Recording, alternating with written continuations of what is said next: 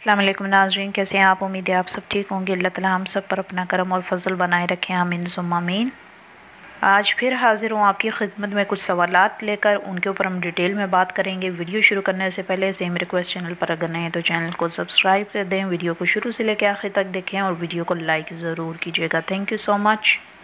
सवाल जो मुझसे किया गया था, अगर किसी पर मखलूक़ात का असर हो तो क्या कोई वजीफ़ा काम नहीं करता, इसके ऊपर हम बात करेंगे। दूसरा सवाल किया था, अगर कोई इंसान मखलूक़ात के ज़ेरे असर हो तो इसके ज़ेरे असर से कैसे निजात हासिल की जाए, उसके ऊपर मैं थोड़ी सी ब्रीफिंग दूंगी और कुछ वजीफ़ा बताऊंगी। मैं उम्मीद करती हूँ उस वजीफ़े की बदौलत आपको इस चीज़ से जो है ना छुटकारा मिल जाएगा इंशाअल्लाह। तीसरा सवाल मुझसे किया गया था, मैं जब इस्तिखारा करती हूँ मुझे जवाब तो मिलता है लेकिन ज़ाहिरी तौर पर वो हाजिर नहीं होते, इसके बारे में भी बता दें। और ये सारे सवाल जितने भी किए हैं ये मुझसे हुमा ने किए हैं और मैंने उनको डिफरेंट सेक्शन में जो है ना बना के किया है। लेकिन एक सवाल मुझसे दूसरे व्यूअर ने किया था, जब हम मुराकबा करते हैं तो कैसे पता चले कि एनर्जी जो हमें मुयस्सर हो रही है वो पॉजिटिव है या नेगेटिव है। मैं उम्मीद करती हूँ आज का ये टॉपिक आपको काफ़ी अच्छा लगेगा। तो चलिए बढ़ते हैं हमारे आज के टॉपिक की तरफ।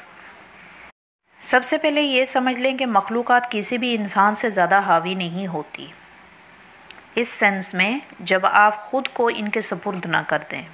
किसी भी चीज़ का असर तभी ज़्यादा होता है जब आपको उसके हल का इल्म ना हो या आप इस पर कोई कोशिश ना कर रहे हों। एक नुक्ता, जब कोई चीज़ आपके कंट्रोल से बाहर हो तो आपको सिर्फ़ अल्लाह पर तवक्कल करना है और अपनी कोशिश को करते रहना है। नतीजा ये होता है कि वो काम होने के तरीके और हल आपको खुद ब खुद मालूम होना शुरू हो जाते हैं। मखलूक़ात के ज़रिए असर होने से वजीफ़े का नतीजा नहीं मिलता, यानी आप कामयाब नहीं होते। ऐसा क्यों? तो वजाहत से पहले मैं आपसे एक सवाल करती हूँ कि आपको कैसे पता चला कि आपने जो पढ़ा है उसमें आपको नाकामी का सामना करना पड़ा। असल में बात यह है कि कोई भी वजीफ़ा या चिल्ला कामयाब होने के बाद कुछ टाइम तक अपना असर रमूज़ जो है वो आप पर ज़ाहिर करता है। वजह यह होती है कि आपके अंदर के निज़ाम को उसी हालत में बदलने तक का टाइम लग जाता है जब आप इस काबिल हों कि उन तब्दीलियों को आप खुद ब खुद महसूस करना शुरू कर दें, आपको पता चलना शुरू हो जाए। वरना हमेशा एक बात याद रखें, अगर मैं आपसे पूछूं कि ज़ोरोवर बुराई होती है या अच्छाई होती है तो यकीनन आपका जवाब होगा कि अच्छाई में ज़्यादा ताकत होती है। तो यकीनन इसका मतलब ये है कि आप अपने जहन के अंदर ये बात बिठा लें कि अच्छी मखलूक़ात हमेशा बुरी मखलूक़ात पर हावी होती हैं और बुरी मखलूक़ात, यहाँ तक आपको समझ आ गई होगी कि मैं किस पॉइंट को समझाने की कोशिश कर रही हूँ। यहाँ एक और बात समझ लें, जब अच्छाई और बुराई अपनी जगह बनाती है तो शिद्दत बुराई के जागने की ज़्यादा होती है, ताकि किसी तरह इंसान इस वहम का शिकार हो जाए कि मुझे तकलीफ़ दे रहे हैं या मेरा ये काम नहीं होने दे रहे, जिसका नतीजा ये निकलता है कि इंसान वो अमल छोड़ देता है और यहीं पर वो गलती करता है, क्योंकि उसके माइंड के अंदर जो गलत फहमी जो इंसान के जहन के अंदर पैदा हो जाती है, जिसका नतीजा ये होता है कि उसने जो पढ़ा होता है उस पर उसका यकीन कम होने लगता है, जिसकी वजह से इंसान बुरी मखलूक़ात के ज़ेरे असर उनसे छुटकारा हासिल नहीं कर सकता। तो ओवरऑल देखा जाए तो सारी बात अल्लाह पर तवक्ल की है, अल्लाह के कलाम पर तवक्ल रखने की है। और लाजमी ये शर्त है किसी भी कलाम को पढ़ने के लिए कि उसके असर और उसके फ़ायदे आपको तभी मिलते हैं जब आपके माइंड के अंदर ये बात स्टिक हो जाए, एक किस्म की अंदर फोकस्ड हो जाए कि अल्लाह के कलाम पर में ही ताकत है, ना कि किसी और चीज़ में। अभी मैं यहाँ पे आपको बताऊँगी जो बुरी मखलूक़ात आपके ऊपर जिनका है असर, तो उसके लिए मैं आपको वजीफ़ा बताना चाहूँगी। आप इस वजीफ़े का एहतमाम करें और मैं पूरी उम्मीद करती हूँ कि इसको पढ़ने के बाद आप काफ़ी हद तक ये महसूस करेंगी कि आपके अंदर जो बीमारियों का सबब बन रही थी ये मखलूक़ात, وہ ان چیزوں کو چھوڑ کے چلی جائیں گی۔ اور پورے توکل کے ساتھ اور پورے یقین کے ساتھ آپ نے یہ وظیفہ کرنا ہے۔ 7 دن کا وظیفہ ہے، ترتیب میں آپ کو بتا دیتی ہوں۔ آپ نے کرنا یہ ہے کہ 7 دن مقررہ وقت پانی کے طور پر آپ نے مسجد سے پانی منگوا کے اپنے لیے رکھنا ہے۔ ہر روز 7 دن جب آپ وظیفہ کریں گے تو آپ پانی کے اوپر دم کر کے آپ وہ پیا کریں گے۔ جگہ، لباس، مقام، وقت سب ایک ہوگا۔ نیت جو آپ نے رکھنی ہے وہ یہ رکھنی ہے کہ جس بری مخلوقات اور شیطانی مخلوقات کے زیر اثر میں ہوں، یا رب میری مدد فرما، وہ میرے کنٹرول سے باہر ہے۔ یہ نیت آپ نے کرنی ہے اور عمل آپ نے شروع کر دینا ہے۔ عمل کا جو وقت ہے وہ آپ نے یہ ذہن میں رکھنا ہے کہ نماز ظہر پڑھنے کے فوراً بعد آپ شروع کر سکتی ہیں، یا مغرب سے پہلے آپ کسی بھی ٹائم کر سکتی ہیں، یعنی عصر کی نماز ادا کرنے کے بعد اور مغرب کی نماز ادا ہونے سے، اذان ہونے سے پہلے آپ یہ پڑھ سکتی ہیں۔ جب آپ اپنا وظیفہ شروع کریں گے کوشش یہ کریں کہ بیچ میں آپ نے بولنا نہیں اور اٹھنا نہیں، اور کسی بھی قسم کا اپنا جو ہے نا ٹائم جو ہے نا وہ آپ خصوصی طور پر اس چیز کے لیے اہتمام کریں۔ اور آپ نے یہ چیز جو ہے نا خاص طور سے اپنے ذہن میں رکھنی ہے کہ آپ نے بات چیت نہیں کرنی کسی سے، اور اس عمل کے بارے میں کسی کو بتانے کی ضرورت نہیں ہے آپ کو، اس کو جو ہے اپنے ذہن میں رکھیں اور اپنے آپ تک رکھیں۔ اس کے علاوہ ایک بات اور آپ ذہن میں رکھیں کہ زوال کا ٹائم نہ ہو۔ ویسے تو زوال کا ٹائم صبح کے ٹائم ہوتا ہے جب سورج کی پہلی کرن نکلتی ہے، 5 منٹ تک کا زوال کا ٹائم ہوتا ہے، میکسیمم 15 منٹ تک لوگ احتیاط کرتے ہیں۔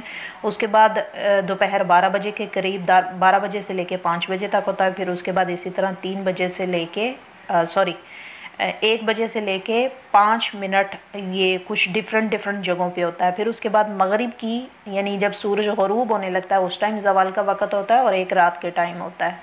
تو اپنے اپنے ملک اور اپنی اپنی جگہ کے حساب سے زوال کا وقت مختلف ہوتا ہے، لیکن 4 وقت ہوتے ہیں۔ ایک صبح کا ٹائم جب پہلی کرن نکلتی ہے، اس کے بعد جب سورج آپ کے سر پہ ہوتا ہے، اس کے بعد جب سورج ڈوبنے کے قریب ہوتا ہے، اور اس کے بعد مڈ نائٹ 12 بجے کے قریب ہوتا ہے۔ تو 5 منٹ آپ نے زوال کے نکالنے ہوتے ہیں۔ ان ٹائموں کے اندر آپ نے کوئی بھی وظیفہ نہیں کرنا ہوتا، کیونکہ اس ٹائم پہ زوال کا وقت ہے، کوئی بھی چیز اس طرح کی جو ہے نا عملیات اور یہ سب چیزوں سے گریز کرنا چاہیے۔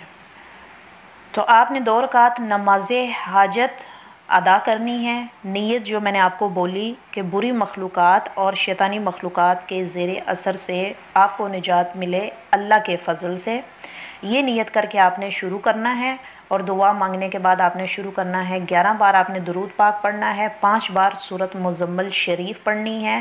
اور سورہ مزمل شریف کی جب اس آیت پر آپ پہنچیں گے، یہ غالباً 5ویں آیت ہے، اِنَّ سَنُلْقِی عَلَيْکَ قَوْلًا ثَقِیلًا، اس کو آپ نے 13 بار پڑھنا ہے۔ اور جب آپ نے اس کو پڑھنا شروع کرنا ہے، یعنی کہ آپ نے بسم اللہ پڑھنے کے بعد سورۃ مزمل کی شروعات کی، جب آپ 5ویں آیت پہ پہنچے تو آپ نے اِنَّ سَنُلْقِی عَلَيْکَ قَوْلًا ثَقِیلًا اس کو 13 بار پڑھا۔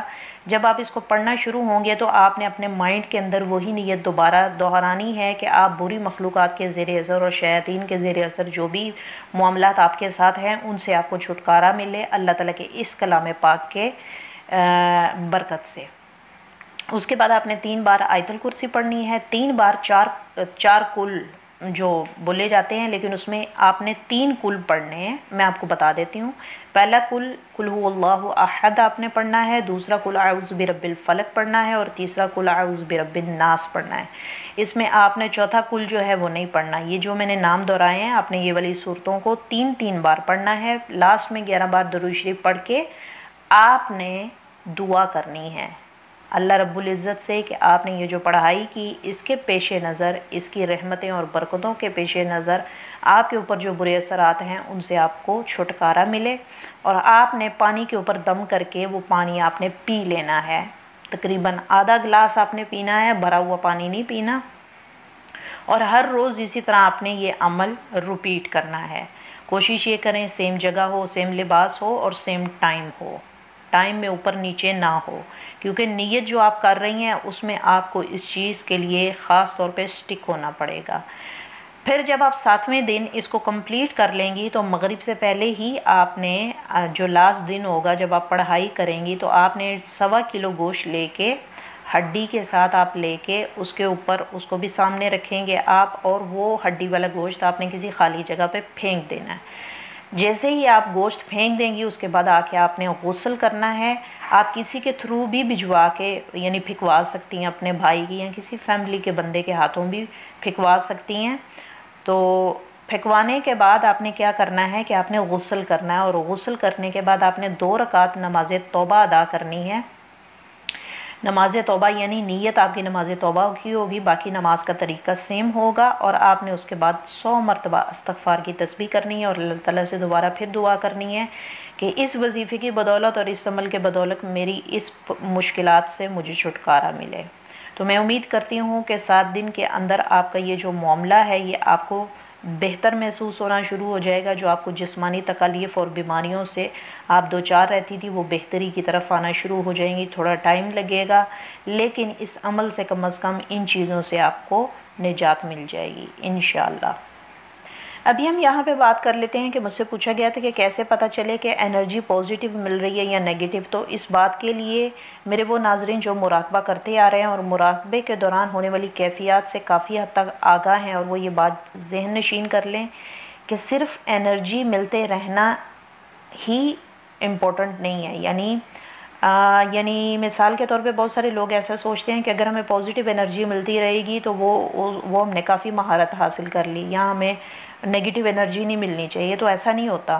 پازیٹیو انرجی اور نیگیٹیو انرجی دونوں ساتھ ساتھ کام کرتی ہیں۔ اگر ان دونوں کو سپریٹ کر دیا جائے تو فارمولہ ہی چینج ہو جائے گا، نیچر کا جو ایک نظام ہے وہی ڈسٹرب ہو جائے گا۔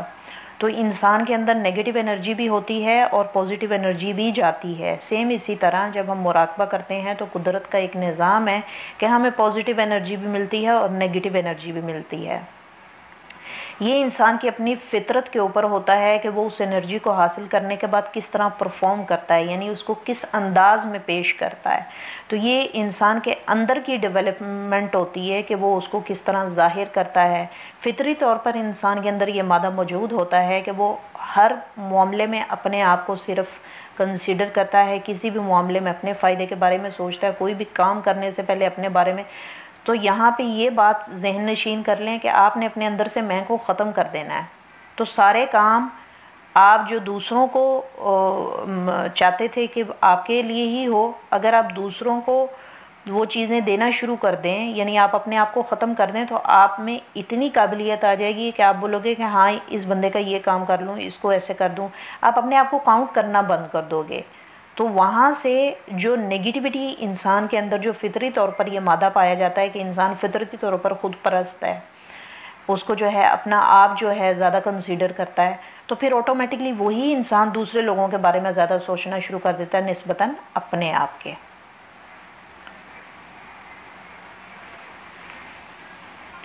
ہمارے جسم کے اندر پازیٹیو انرجی کی نسبت نیگیٹیو انرجی زیادہ داخل ہوتی ہے۔ جب وہ داخل ہوتی ہے تو اندر کے نظام سے مل جانے کے بعد مثبت ہو کر ظاہر ہوتی ہے، اور اسی کی وجہ یہ ہے کہ انسان کے اپنے اوپر کنٹرول اور اس انرجی کو مثبت کرنے میں مددگار ثابت ہوتا ہے۔ جب آپ مراقبے کے دوران اپنے بازوؤں کو توجہ دیں تو اندازہ ہوگا نسبتاً ایک ہاتھ کے یا بازو کے دوسرے ہاتھ یا بازو کی گرفت کے اعتبار سے زیادہ مضبوط ہوگا۔ اس کا مشاہدہ آپ تبھی لگا پائیں گے اگر آپ دوران مراقبہ اپنے دونوں ہاتھوں کی انگلیوں کو دعا کی حالت میں نہیں بلکہ دونوں ہاتھوں کی انگلیوں کو ایک دوسرے کے ساتھ ملا کے اگر آپ آنکھیں بند کر کے مراقبہ کریں تو آپ کو کسی ایک ہاتھ کی مضبوطی کا اندازہ بخوبی ہو سکتا ہے۔ اگر سیدھے ہاتھ یا بازو میں آپ کو مضبوطی محسوس ہو تو اس کا مطلب ہے کہ آپ کے ارد گرد پازیٹیو مخلوقات موجود ہیں اور آپ کو پازیٹیو انرجی مل رہی ہے۔ اور اگر آپ کے لیفٹ ہینڈ میں انرجی جو ہے داخل ہو رہی ہو، آپ کو ادھر زیادہ مضبوطی محسوس ہو رہی ہے اور کھچاؤ زیادہ محسوس ہو رہا ہو، تو اس کا مطلب ہے کہ آپ کے ارد گرد نیگیٹیو انٹیٹی موجود ہے، یعنی منفی مخلوقات موجود ہیں اور آپ کو نیگیٹیو انرجی مل رہی ہے۔ اس حالت سے ہمیں 2 باتیں ظاہر ہوتی ہیں، انرجی تو ہے اور وہ مجھے مل بھی رہی ہے، تو کیا یہ نقصان کا باعث ہو سکتی ہے؟ تو ایسا نہیں ہے۔ انرجی اچھی یا بری آپ کو ملنے کے بعد آپ کے استعمال کرنے پر ہے کہ آپ اسے مثبت بنا کر استعمال کریں یا اس کو نیگیٹو بنا کر استعمال کریں، کیونکہ انرجی اٹ سیلف بری نہیں ہوتی، اچھا اور برا ہم خود بناتے ہیں۔ دوسری بات، اس عمل سے ہمیں یہ ثابت ہوئی، یہ پتہ چلتا ہے کہ مخلوقات ہمارے ارد گرد پازیٹیو موجود ہیں یا نیگیٹو موجود ہیں، تو ہمیں ہمارے اس مراقبے کی اس مشق سے ہمیں آئیڈیا ہو جاتا ہے کہ ہمارے ارد گرد کون کون سی مخلوقات موجود ہیں۔ اس کے علاوہ انہوں نے مجھ سے سوال کیا تھا کہ میں استخارہ تو کرتی ہوں اور مجھے جواب بھی ملتا ہے حاضرات کے ذریعے، اور میں کسی پہ دم بھی کروں تو اس کا بھی مجھے نتیجہ ملتا ہے، لیکن ظاہری طور پر وہ میرے سامنے حاضر نہیں ہوتے۔ جب ہم کوئی عمل یا وظیفہ حاضرات کے حاضر ہونے کے لیے باموکل ہو کر کرتے ہیں تو اسے حاضرات باموکل کہلایا جاتا ہے، اور حاضرات کو حاضر کرنے کے لیے کچھ پڑھ کر جواب کے طور پر وظیفہ یا عمل کیا ہو، جو آپ نے عمل یا وظیفہ کیا ہو، جواب کے طور پر ہم ان حاضرات کو حاضر کرتے ہیں، اور اس کلام پاک کو پڑھنے کے بعد ہم حاضر ہو یا حاضر شو لگا کر ان کے حاضر ہونے کی آمد دریافت کرتے ہیں۔ تو یہ ایک طریقہ ہوتا ہے حاضرات کو حاضر کرنے کے لیے یا اپنے سامنے ظاہر ہونے کے لیے۔ لیکن یہاں ایک بات غور کر لیں، اگر کوئی مخلوق آپ کے کام کر دیتی ہے غائبانہ طور پر، تو آپ کو ان کو دیکھنے کی ضرورت ہی نہیں ہونی چاہیے، کیونکہ جو اللہ نے آپ کو عنایت کر دیا ہے آپ اسی پر قناعت کریں اور خوش رہیں کہ بنا حاضر ہوئے بغیر وہ غائبانہ طور پر وہ حاضرات آپ کے کام کرتے چلے جا رہے ہیں، تو آپ کو تو اس پر اور شکر گزار ہونا چاہیے، کیونکہ ضروری نہیں ہوتا کہ حاضرات کو سامنے بٹھا کر ان سے ہم کلام ہوا جائے یا ان کو دیکھا جائے۔ ہاں بعض اوقات یہ مخلوقات ظاہر ہوتی ہیں لیکن ہمیں پتہ نہیں لگتا، اور وہ کس طرح ظاہر ہوتی ہیں؟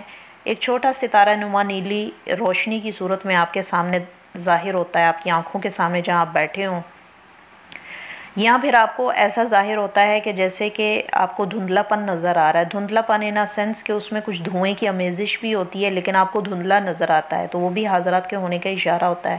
پھر اس کے علاوہ تیسرا طریقہ یہ ہوتا ہے کہ آپ کو کسی ایک جگہ پر ایسا محسوس ہوتا ہے کہ جیسے ٹرانسپیرنسی پانی کی ہوتی ہے، یعنی کہ پانی تو موجود نہیں ہے لیکن پانی کی طرح کی کوئی ہلتی جلتی آثار جو ہیں وہ آپ کو نمایاں ہوتے ہیں، تو وہ بھی حاضرات ہوتی ہیں۔